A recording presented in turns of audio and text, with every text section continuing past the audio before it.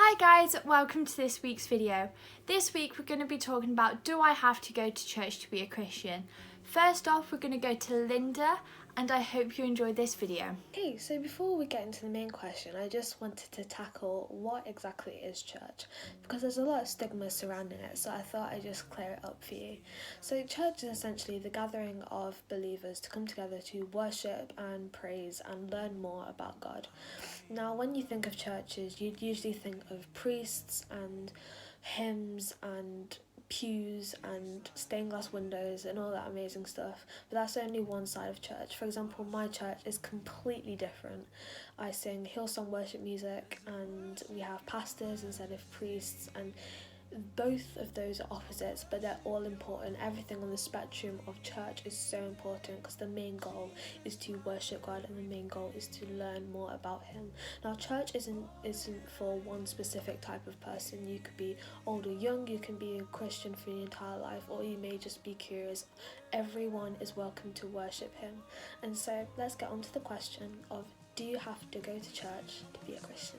One of the best explanations of why it's so important for a Christian to go to church is called the story of the lonely Ember. I heard it a while back and it's been really helpful for me to understand the importance of church and Christian community. So here's the story. A member of a certain church who previously had been attending services regularly stopped going. After a few weeks, the pastor decided to visit him. It was a chilly evening. The pastor found the man at home alone, sitting before a blazing fire. Guessing the reason for his pastor's visit, the man welcomed him, led him to a big chair near the fireplace, and waited. The pastor made himself comfortable, but said nothing.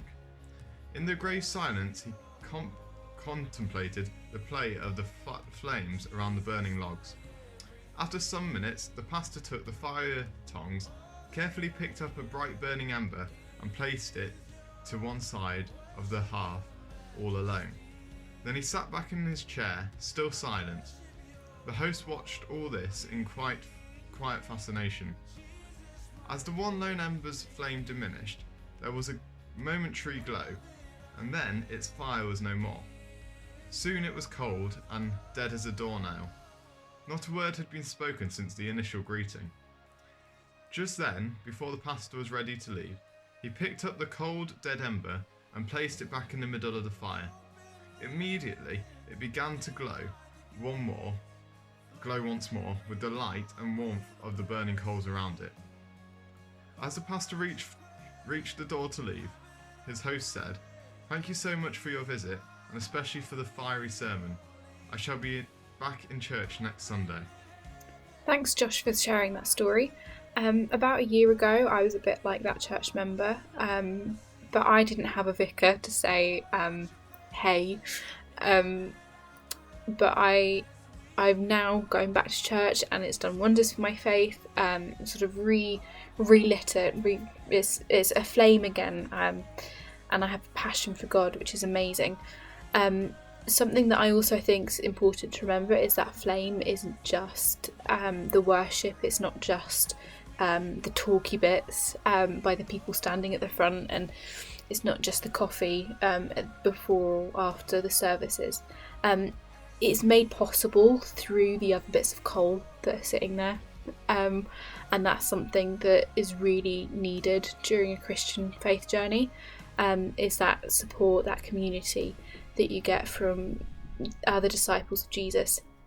So if you don't have that, I highly recommend you try out a church, go along to a live stream, and just sort of engage with the community, because that's what church is. Church is a community, it's not a building. I mean, it is a building, but the capital C for a church is the community. It's not the building. The building's always spelt with a lowercase c, unless it's at the beginning of a sentence, but English grammar's a bit silly.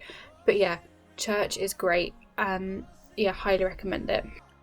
It may be asked why we should go to church, and I ask back, what reasons do we have not to? When we look back to the early church, we see what place it held in their hearts.